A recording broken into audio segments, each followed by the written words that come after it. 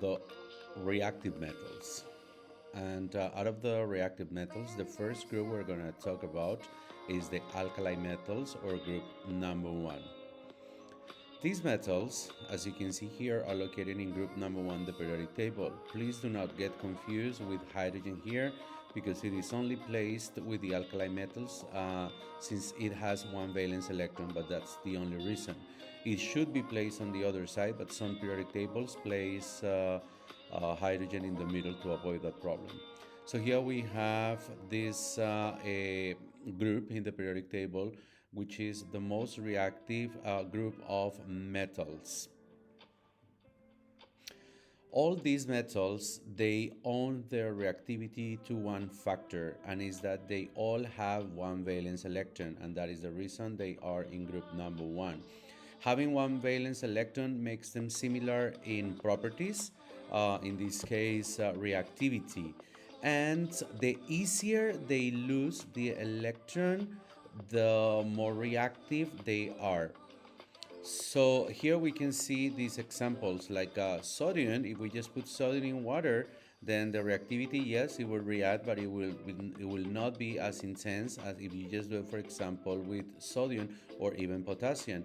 If we just do it with cesium, cesium will be very explosive in this case. So one thing to remember here is that as you move down the group, the reactivity of the alkali metals also increases. So this reactivity has to do with the, of course, the valence electron configuration, and that they all have just one valence electron, and it's very easy to lose that valence electron. And the ease of losing the electrons, or the easier for an atom to lose the electron, then the more reactive it is. So that's why, for example, cesium can lose the electron more easily than lithium, for example. Here we can see that another trend that we have in this case is that the density. So as we can see, the density of these ones increases as you move down the group. So when we just had the reaction of lithium, sodium, and potassium, we can see that the density of these three elements is below 1, which is the density of water, and that's why when they are reacting with water, they float, or with acids, aqueous or dissolved in water, they float because their density is less. But if you just look at rubidium and cesium, they would sink in water because they have a higher density.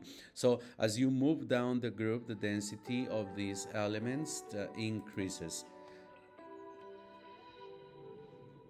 Then we're gonna see that the melting point is different in this case.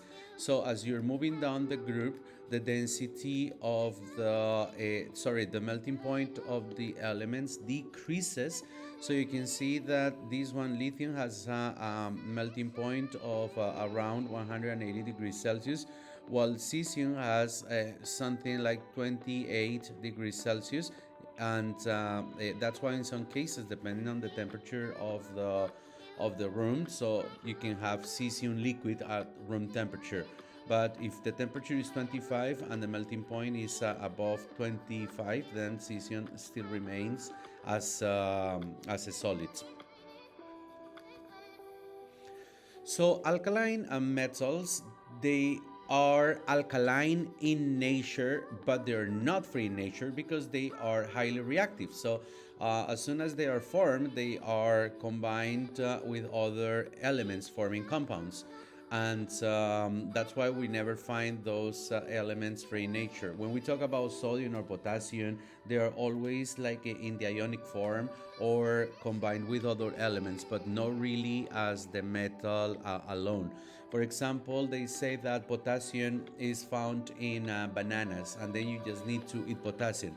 But if you remember the reaction with potassium, if you put potassium in your tongue, then there will be a reaction, very exothermic, with a lot of energy, and then you would get a burn. And if you swallow that, that probably would make a hole in your stomach. So that's why when we just eat or consume these elements, we are consuming the ions. So here we can see that alkaline in nature is that they have a pH above 7. So when they form compounds, for example, oxides or hydroxides, then the pH of those substances will be above 7, and that's why they're called alkaline.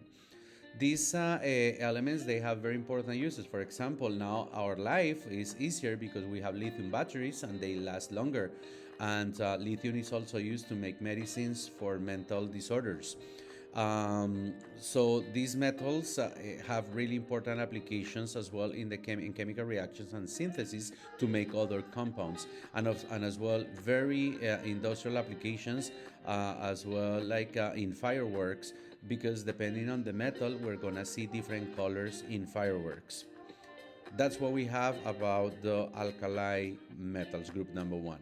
Now let's look at the second most reactive group of metals, which is the alkaline earth metals, which is period 2 in the periodic table. So all of these elements in the periodic table, they have 2 valence electrons, and it starts with beryllium, magnesium, calcium, strontium, barium, and radium. These ones, the last ones, we never talk about it because they are radioactive, and therefore, we're not using them in chemical reactions.